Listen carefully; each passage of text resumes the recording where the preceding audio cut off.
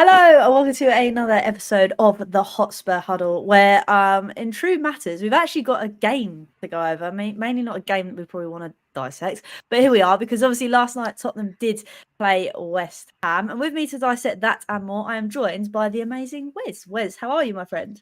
Yeah, I'm all good, thank you, Holly. Apart from the fact I can't actually see you right now, which is a bit of a shame. But yeah, it appears that you're experiencing some technical difficulties. Looks like you may not have paid the Wi-Fi bill, so please get that sorted. But yeah, no, looking forward to dissecting the game last night. Obviously, I think we've got another one to preview as well with the Forest game, although I don't want to go too much into that because there's a few things that have annoyed me with regards to that game going ahead. But yeah, no, looking forward to another good show as always. Unfortunately, we are missing Nelson. Yeah, the group chat's been popping off and he will get fined for it, though, not worry. I'm glad you said it and not me. I feel like you can give them the right at where I can't necessarily do that. So I'm putting that one down to you. But as we all know, welcome to everybody that's joining. Make sure you get your comments in to sort of digress from yesterday, so to speak. But as we all know, and if you are new to the channel, this show is sponsored by the amazing Kofa, which I'm going to let Wes do his thing. Far ahead. Yeah, so Kofa or Kickoff Football Academy, Milton Keynes, is a football coaching business in Milton Keynes area. Deli Alley country for people that don't know where Milton Keynes is. We run lots and lots of different football sessions, one-to-ones, mini kickers, birthday parties, team coaching, girls football, skills centre, after school football. And we're also currently doing some holiday camps as well, which have gone really, really well, I have to say, this week. So yeah, that is kind of Kofa as a business. So if you are in the Milton Keynes area, please get in touch, and we would love to help your son or daughter with their footballing skills along their journey. Lovely stuff. So make sure you go check out Kofa. But Wes, we're going to dive straight into it. And that is obviously dissect the game against West Ham. Now, before we go into it properly, I kind of want to get your takes. What were your initial takes on when the final whistle went? Yeah, I think it was one of those where I wouldn't necessarily say an opportunity missed for us, but it was definitely frustrating. Definitely frustrating, especially in that second half where, okay, West Ham had the sort of early part of the second half, but I think after that we pretty much dominated them and dominated the game. And you just felt like if we'd have really turned the screw on the game, we could have really got something out of it. But yeah, I think general feeling coming out of it is it was a bit of a frustrating night at the office for me last night.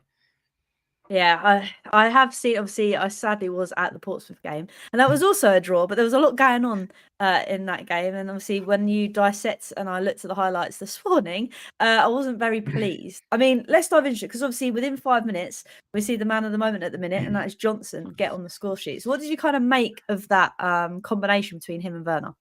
Yeah, it was a good little combo there. I don't know if you might need to share the tactics, but there we go. Boom. We've I got got it. We've got it. So it was really the first time that we saw Timo Werner, I think, really up against Soufal and going down the outside. But what I really liked was Brennan Johnson, who is starting to come into a little bit of form now. I know I was critical of him earlier on in the season, but it wasn't, and I think I said this to somebody today, it wasn't so much the fact that he come in from Nottingham Forest and cost us £40 million. It was more of the fact of him knowing kind of what to do and where to be. Like his footballing intelligence and his footballing IQ wasn't quite where it perhaps should be for where we are going as a team and as a football club and where we should be. But what I really liked was Werner kind of squaring up Soufal, and I think it was one of the only times he actually went down the outside, and Johnson making a real penetrative run, out to in run, getting across the front, and sticking the ball in the back of the net. So that, from that point of view, in that goal, it was really well worked from a Tottenham perspective. Poor from West Ham, I think. Emerson reacts too late. Kurt Zuma caught ball watching in and around the 6-yard box. You got to be alert in and around there. But no, credit to Werner and credit to Johnson as well for really getting in at that back post.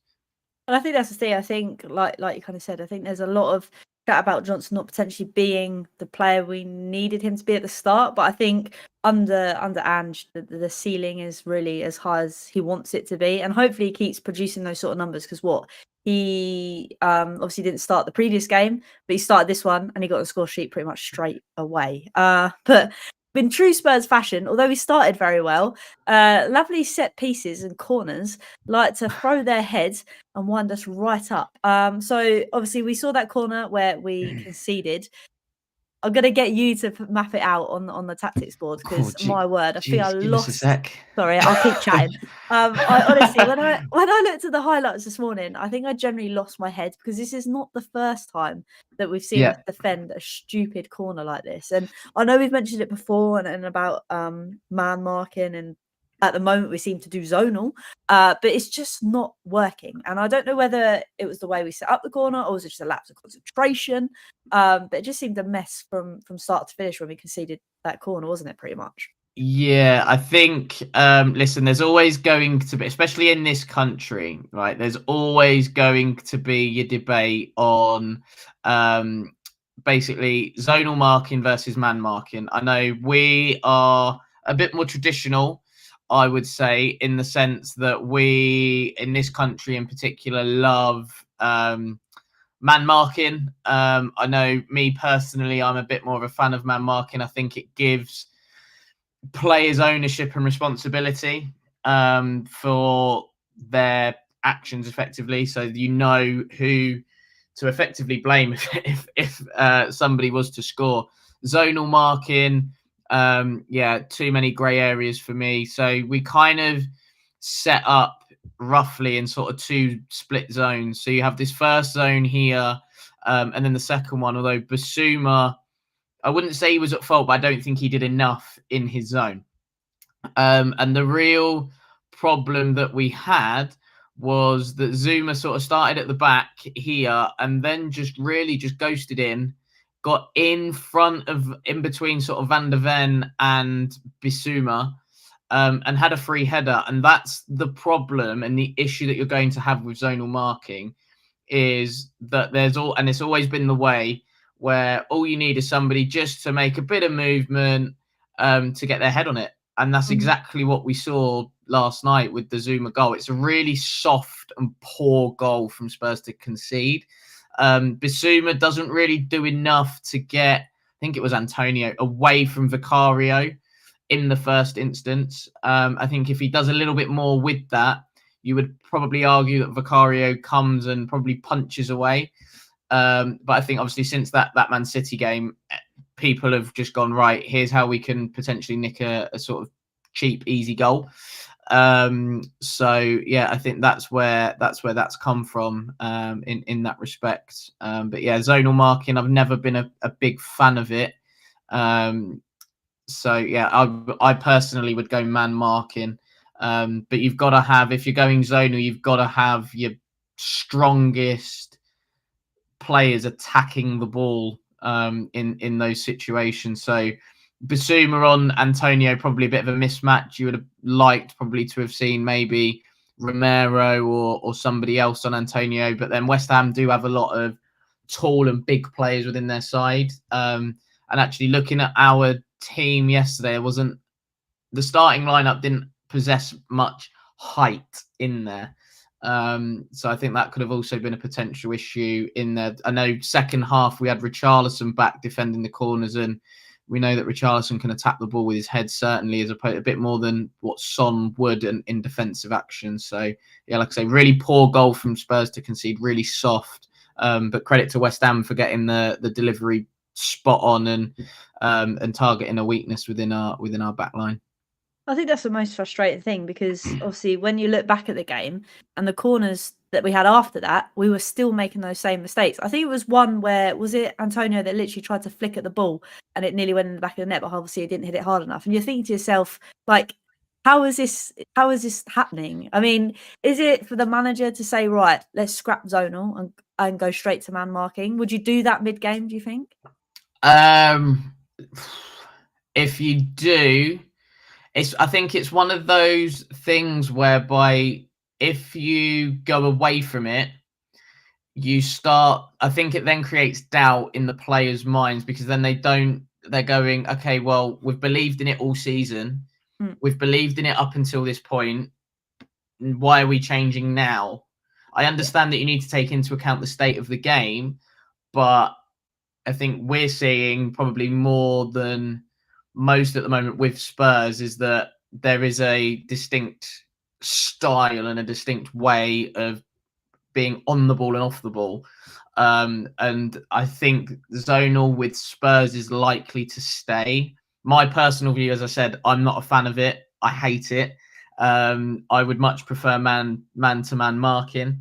And I think, like I said earlier, it gives players, they understand their roles a bit better. It's almost like when you take over a new team, for example, or you get a bunch of players that have never played together, you know that if you was to go 4-4-2, for example, you know that every single player knows their job role within that supposed system. And I think man-to-man from corners is exactly the same as that, in the sense that everybody knows their role. Like, right, I've got to pick up this one. You go, right, big on big. Right, I've got this player. If he moves, I move with him. Whereas with zonal, we can see here, you've got almost like for example, the West Ham midfield three there, for example, a bit of a bus queue. And then all of a sudden, one might go that way, one might go there, and then another one might just go into the middle. Well, who's picking who up there? So yeah, I don't think, again, I think changing mid-game would be a bit of an alarm bell from a player perspective. From a fan point of view, you want to go, well, this isn't working, change it. And I think sometimes as a player, you sense that, but you've just got to stick to, I think, what's being asked of you and what you're being told to do. Because like I say, I know we've come into for it probably second half of the season, but before then it wasn't an issue. So I think Andrew will go, well, it wasn't an issue before the Man City game. And yes, people have been targeting Vicario, there's no doubting that. But Andrew would probably be, well, we need more protection then from Vicario, needs more protection from referees because he's getting swamped. No, so it's an interesting point, and I think that's the thing. I think that kind of stems as well with lots of people saying, in terms of the way Andrew's playing is only one way. And I know that you've spoken before in a sense that you've got to give these managers time to implement their style of play, because we've seen it in the lights of, as it pains me to say, Arteta. We've seen it in the lights of Pep Guardiola. We've seen it in the lights of Klopp. They don't just change their style, they carry on. And we're still very, very early in that kind of stage. But I also want to move on, because obviously there was times in that game where we could have also doubled our chances, but so could have West Ham. And I don't know whether it was because we were just getting caught on the back foot with silly passes, or whether it was the fact that we were just getting pulled left, right and centre with West Ham. I genuinely think that it could have been down to, I know the Antonio chance in particular, and by the way, how on earth has he missed that particular chance? But you would argue that the Spurs sort of setup versus the West Ham setup here was, West Ham did defend well. They defended the box well, like really well, and left it really difficult, I think, for us to kind of play through them. So I think that was a killer. But I think the first sort of 5-10 minutes, it was almost like the Spurs of the early part of the season, whereby we would blitz a team for a short period of time, get a goal, and then all of a sudden the other team would get back into the game. I felt like that's how the first half went. But if you look at, I actually think here, for example, you've got, like, say, Antonio sort of in and around there, right? Now, if we lose the ball here in this sort of picture, and I've created this one here because West Ham, again, very compact. They did sort their life out in terms of bringing the wingers in a lot more to deal with Porro and Udogie, who are really outnumbering the midfield. And all it takes then is for one pass to be forced. I'm not saying it was Mickey at this point. I'd probably argue it was more Romero, to be honest. Or one in there, and then it would just take a little forceful pass to try and get in between. And then all of a sudden, turnover of possession, West Ham then go, right, this one, Kudus goes that way, Bowen goes that way, Antonio's eyes start lighting up. And I think that's kind of where his chance almost came from, in the sense of, I think obviously it was a foul on Maddison, probably in and around the box. Paqueta picks it up, gives it out to Kudus, Kudus over the top to Antonio. So, yes, there is this feeling of condensing the pitch and really swamp and sustaining attacks in the opposition half. But defensively, you have to think of worst case scenario, and you have to think of the what ifs. And we definitely got away with one with that Antonio chance. I think I've never been Antonio's biggest fan, so I think any sort of half decent, like competent centre forward would have scored that. And I think if we look at the Brentford game in particular, similar type of situation with Tony's goal, left 1v1 with Vicario, Ivan Toney scores, obviously Antonio doesn't, but that similar type of situation in there. So we have to think about the what ifs defensively. And yeah, I think at times we relied too heavily on Van de Ven for his pace. And I thought that was probably another example of that last night. But then it's a case of, okay, what happens if he loses his foot in? Well, striker's in on goal and gets a chance. And like we say, Antonio definitely should have scored. How he hasn't, I'm still baffled as to why. But then you hear the commentator last night saying that at 34 he's one of the best in the league in terms of his back to goal, and I'm like, what is he smoking? I'm like, really? That is a bold claim, bold claim. So yeah, but yeah, like I say, I think that was probably what we need to be considering from a defensive point of view. And I think that's the thing. I mean, obviously there's been a lot of criticism in terms of Ange and this and that, one style of play, and I know I go on about it, but do you think we'll overcome this kind of what if scenario if we start storing those goals? Because we did have opportunities against West Ham. Is it potential if it's fine, we'll go out and score more than them in time to come? I think it kind of a little bit like Brendan at Liverpool in the year that they came second to winning the league. They definitely had that case of, okay, well, you score 3, we'll score 4. But the difference is they had Suarez and Sturridge and, you know, two forwards that were at the top of their game. I think yesterday it wasn't really a game for Son. I'm surprised Werner lasted as long as he did. He was, barring the assist for the goal, Timo Werner was awful last night. Like, genuinely, he was horrific. He didn't offer anything. Yes. Barring the assist. Take that out. Werner's all-round game was atrocious. And so you could go, well, he's providing an assist. Yeah, but there's more to the game than him just providing an assist for a goal. So, yeah, the stat pads will be like, yeah, but he provided an assist. Yeah, but there's more to the game of football than that. I was really surprised that Ange didn't bring on Richarlison sooner. I think the way that the game was going, we needed somebody to occupy Mavropanos and Zuma just to bounce off. And I think there was so many times, and I've noticed this little pattern as well between Romero and Basuma. Basuma will show for the ball when Romero's got it, and you just think, Romero, just give it to him, and Basuma give it back. It's just that little wall pass, that bounce pass. But Romero doesn't do it. But the thing is, if Romero does it, the picture changes because somebody will jump out of their slot as a midfield player. But yeah, I think, yeah, that, like I say, I was surprised Richarlison didn't come on. I really was. And I think he could have offered us something different. And we've got those different options towards the top end of the pitch. And you've almost feel like you've got some game changers, if you like, on the bench. When the state of the game is tight, throw one on.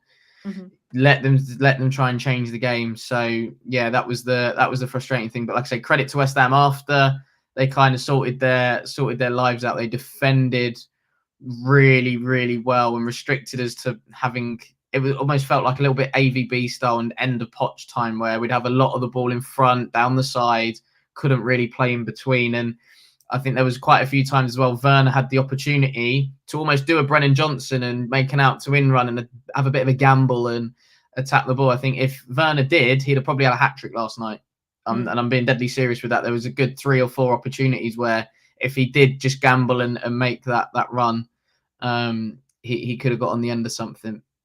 I mean, I suppose the only positive in terms is that we didn't lose. I mean, I guess the point's a point, and it's as frustrating. It's probably because I didn't manage to watch the game, and that I've watched the highlights. I'm not as raging, but in kind of hindsight, I'm kind of glad that we still managed to get a point, especially at West Ham as well. It was away from home. But again, I think it's just one of those things that in time, I'm just hoping it's all going to click, because I think the thing is we need to all remember that we are only so far along in this project, and as much as it annoys me that we're not playing to our best, or it annoys me that these players aren't playing to their best, I just kind of have to sit back and think, Jesus Christ, at least I'm not putting up with Conte ball anymore. But I know there's more to life than that. But I also want to talk about Sonny quickly, because obviously it was his 400th appearance, I believe, and obviously the week before he managed to get on the top 5 all-time goal scorers at Tottenham. So Wes, I'm going to let you fire away with how you think Sonny has developed his game since he's been at Tottenham, and to where he is now. Yeah, Son is. I wish Nelson was here, because genuinely Nelson has the biggest love affair with Heung-min Son. Probably the only player I can think of that would rival it is Harvey Barnes. That's how much and Nelson loves Heung-min Son, like, to the point where it's a better love story than Twilight. It really is. But yeah, I think Sonny, I think when he first sort of turned up, we were a bit like, what have we bought?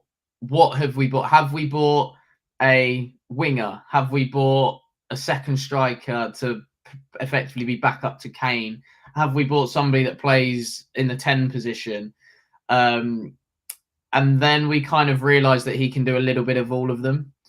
And then it was like, okay, where does he fit into what we're trying to do? And I think slowly but surely, I think he had to be patient and really bide his time. But I think slowly but surely, his influence in the team grew, and then from that point onwards, he's been phenomenal. And I can't think of anybody better in terms of he's got a bit of a couple of trademark maneuvers, which I try and teach some of the players that I work with one-to-one wise, giving them a little bit of something different. So one of them is face up a fullback, step over, shift onto the left, bang, goal. I think the goal in Mourinho's first game, which was ironically was our last win against West Ham, which seems so long ago. That kind of skill maneuver there. And then you've got one where he's going to cut inside and curl one into a top corner, and the amount of goals that he has scored doing that off both feet, by the way, like his goal catalogue is ridiculous. I think his contribution to the team, like I say, has grown year on year, and now he is a real leader. He leads by example. He also, what I like is he takes responsibility for things. He almost takes it too personally sometimes, I feel, especially now he's captain. But I don't think us as fans, we don't mind that, because he kind of shows to us that it means a lot to him when we win. And obviously when he scores, especially now, he is proper giving it some in his celebrations. And then when we lose, you can tell it hurts him. The only bloody downside is he hasn't got anything really to show for it at the moment. But yeah, 400 appearances. Yeah, what a guy. And he just loves Tottenham. And I love the fact that he loves Tottenham as well. And I think that's the biggest thing, because we've spoken many times over the years of players that don't necessarily wear the shirt with pride, but Sonny's definitely 100% fully Coys, and I think that's the thing that us as fans, we really want from our players. But obviously moving on, because next up we've got Forest Wes at a stupider time on a Sunday, but it is what it is, I guess. But that being said, obviously, how do you kind of see this one shaping up? Obviously, it's at home, so that's quite nice, but how do you see it going down? Yeah, I don't want to go into the two kind of the details of this particular game, because I will actually cry, because I had work arrangements fitting around the fact the game was on a Monday night and then it got moved last minute. So yeah, I think, look, I genuinely see this kind of picture effectively that's sort of happening here. I think Forest are going to defend really deep and compact. I guess the real thing that won't surprise us Spurs fans is we kind of know what to expect from Nuno, because we saw it and it sent most of us to sleep when he was in charge at Tottenham. But yeah, I think what we obviously need to try and do, really stretch Forest stretch. It wouldn't shock me actually if Forest went to a back five. Although they picked up an unbelievable result against Fulham last night, and I think Marco Silva lost his head after about half an hour because he took 3 players off and put 3 new ones on. But one thing I think that we really need to start doing is getting our fullbacks. Yes, we know they like to operate high, but getting them to receive the ball on the half turn.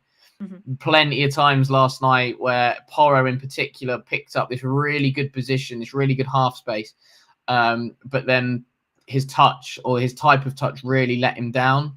And so because of that, he wasn't able then to slide passes in for maybe Son, or if it's Richarlison, like down in these sides here, which was a real shame.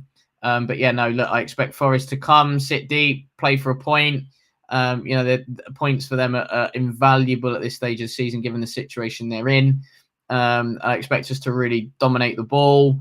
And yeah, I look at Forest, and they will definitely hit us on the counter. I think Hudson-Odoi, Elanga on the other side, really key for them. Gibbs White, it'll be interesting to see how he does. Wicked player. Obviously, a lot of talk of him potentially coming to Spurs as well. So yeah, it's going to be an interesting setup. But yeah, I think Forest are going to defend for their lives. They're going to defend deep. They're going to time waste. They're going to frustrate, a little bit like Luton did. And at times, I think West Ham didn't really do so much of the time wasting, but they frustrated us. Whereas Luton added the time wasting alongside the frustration. And I have to say, I was really impressed with Luton at the weekend. They, despite the fact that they've got about 13 players out, they had a real good go. Were aggressive, man to man. They went, right, we're going to properly go for you lot, which I didn't expect. So yeah, everything that I kind of tried to cover last week with Luton went completely out the window. But yeah, like I say, Forest, defend deep, defend compact, and then try and hit us on the counter. I think that's the thing. I think that's our least favourite teams to play, is the ones that we sit deep and we can't seem to break down. And the fact as well, obviously, my biggest pet peeve with Spurs at the moment, I don't know if it is with you as well, is the fact that we just don't shoot. That's my biggest thing. Mate, don't get me started. Jermaine Defoe in this team would be unreal right now, because Jermaine Defoe was one of the most greediest centre forwards I think I've ever seen, in terms of anywhere in and around the box, touch, finish, touch, bang, touch, bang. And he would have a field day in this team, because we get into some really, really good positions. And again, I think last night was a key one for that, where we just wouldn't shoot. And there was times as well where Son in particular, in and around the box, how many times have we seen him just unleash one off his swinger, off his left foot, or off his right foot coming in off the left? Plenty of opportunities for him to do it yesterday. Chooses the extra pass instead, and you're there like, just shoot, man.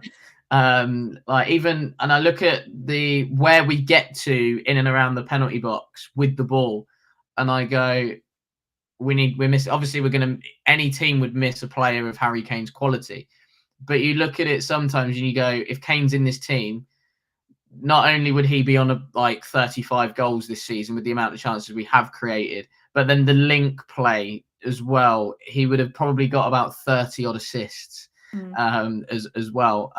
So yeah, anybody that wants to sit there and tell me that Spurs are a better team without Harry Kane, like a lot of people were trying to tell me at the start of the season, and I was just batting it away and going, no, Kane would genuinely be on fire in this team. And I think we're starting to sort of see that a bit more now, because of the fact that we are struggling, I think, to break teams down. And I think that's the thing, like you say, how many times do you just sit there and think, just shoot? And I think that's the most annoying thing. It's like we want to walk the ball into the back of the net. And I don't think this is a new thing, because I think even at the start of the season, we were doing this. It just seems that we're doing it more because we're getting better at finding these little bits of pockets of space, and just don't seem to pull the trigger.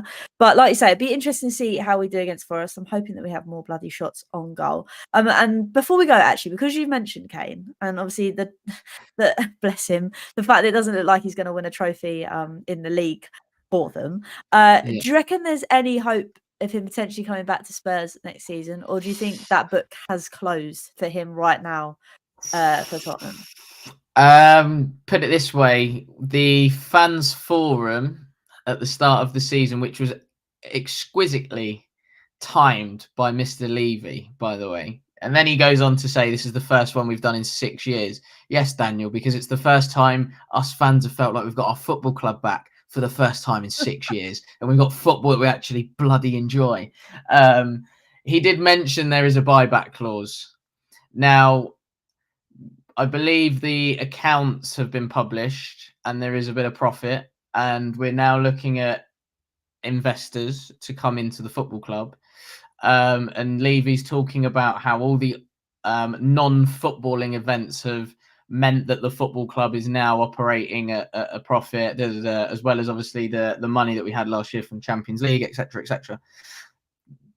But do I think he activates this? So if there is a buyback, does he activate it in the summer? I don't think he does. I think he probably waits another year. I think there's a lot of factors, I think, that would mean that Harry Kane comes back to Tottenham, and not all of them are football factors. Mm-hmm. So you often hear sometimes ex-players talk about moves that fell through, and it's more often than not down to family, or a player will move somewhere to be closer to their family, for example. And I think it all depends with Kane on how his family is settling in Germany.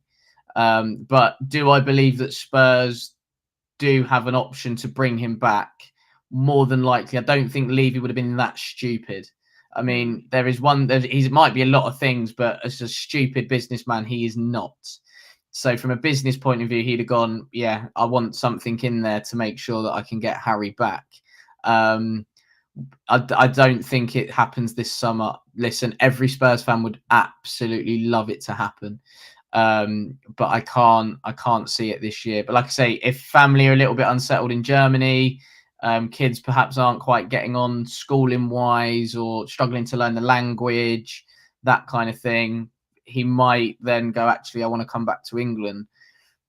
And then it's a case of, well, Tottenham should be first in the queue. If he goes anywhere else, I think every Spurs fan will be heartbroken, genuinely. But yeah, I think with Harry Kane, I can't see it this year. I genuinely can't. It might be another 12 months. But listen, he's going to done pass them out the Champions League, so it's all fine. Fingers crossed. I mean, the thing is as well, like Darren makes a good point in a sense that obviously if he left Spurs with no trophy, left Bayern, sorry, with no trophies, it would almost seem like a failure again for him. So maybe, like you say, maybe it'll work out in a sense that give it another year in Germany, see how I do, and then if it falls through, bring my family back to England, let's try again. One last hurrah with Spurs sort of thing. Yeah, potentially. I mean, obviously he has gone to Bayern, and I think the general feeling, I don't really watch German football but for the general feeling is that Kane is doing his bit for Bayern Munich. It's not his fault. It's some of those around him that aren't potentially pulling their weight, and that Bayern seem to just absolutely love him. He's obviously the missing piece for their jigsaw that they felt at that time anyway.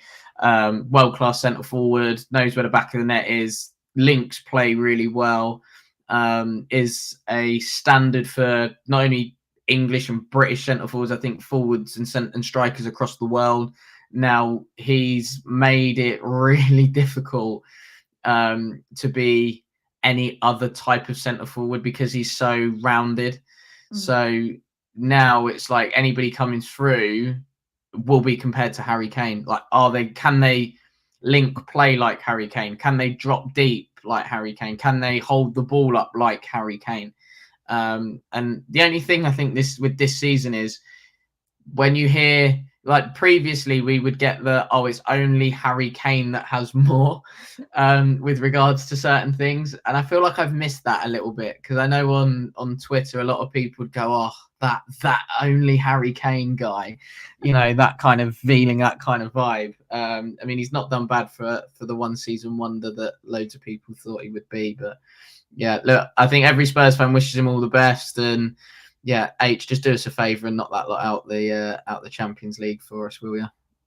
That would be lovely. That would be great. But yeah, no, like I say, I went on a bit of a tangent there, but it was quite interesting to kind of see what you kind of thought. But hey, it has been a good, nice, short show tonight. I think it's nice to do these ones and we kind of dissect, especially when we had a game to talk about, although there wasn't really a lot to talk about. But it was nice to dissect it all, and obviously look ahead to Forest, where hopefully we will have a win under our belts. And obviously, because it's on a Sunday now, Holly's Hotspurs Live is back Monday. So I guess that's kind of a treat for everyone. So make sure you're subscribing and liking all the good stuff. But Wes, it does leave me to say, two more things, to be fair. First of all, that obviously the show is sponsored by the amazing... Oh no, Holly, we've lost you. Yeah, Kofa, Kickoff Football Academy. I've got you back, Holly. Kickoff Football Academy, Milton Keynes, is my football coaching business. So we help lots of young boys and girls with their football skills and their footballing ability. So we do lots of different sessions, as you can see on screen, with one-to-ones, kickers. Currently running football camps, so we do have some limited spaces left. So if you are watching and you are in Milton Keynes, feel free to get your child booked on. We do birthday parties, team coaching, girls football, skills centre, after school football. We do the lot. So if you are in and about Milton Keynes area, please get in touch. We would love to help your son or daughter along their footballing journey. Lovely stuff. And I love it. And the best thing of the whole show, which is, Wes, I'm ready for your outro, my friend. Where can people find you? Yeah, so Twitter's at Wezo10, the unofficial Moussa Dembele fan account. As you can see, I've got the great Belgian behind me, as always, when I do podcasts. So yeah, tend to tweet every now and then, mainly about Moose, because he's just the GOAT, greatest of all time. And then what else we got? Instagram, yeah, there we go. Is at Wezo32. I'm usually at a Spurs game somewhere. Unfortunately, I won't be at Forest on Sunday because, as I mentioned earlier, work commitments. I put them in place and then I couldn't really move them at such short notice. So I'll be having to watch from my TV screen. But I'm usually at a Spurs game somewhere. So yeah, you can try and find me at a Spurs game if you can. If you do, please come and say hello.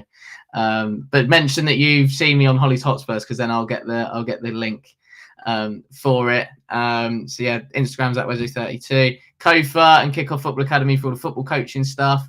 And then because Holly's bullied me into doing some football content videos, it's at WM32 Football on TikTok, Instagram and Twitter as well. I have been a bit slow on the football videos, but I've been prepping for obviously football camp, which does take a lot out of me. So I will get back on it probably after next week, people. So stay patient with me. More football videos are coming. Holly, that's it. I love it, man. I'm so ready. And thank you to everybody that's obviously tuned in live. Really, really appreciate it. Obviously, I recognise the names that are in every week, regardless whether that's Holly's Hotspurs Live or the Hotspur Huddle. I really do appreciate it. And like I say, I kind of think that leaves us to wrap up. Obviously, like I said, Holly's Hotspurs Live back Monday, Hotspur Huddle back Wednesday, where hopefully Nelson has been in our good books and he is actually available for next Wednesday. He's turning into the new me. What can we say? But yeah, no, hopefully catch you all then. And like I say, it was so close to 3K. I'm kind of like doing like the longest outro ever, but we're close to 3K as well. So if you know your friends, get them to come across. They don't have to watch the show. Just push the sub button. That'd be amazing. And that leaves me to say, like we always do, until next time, come on you Spurs.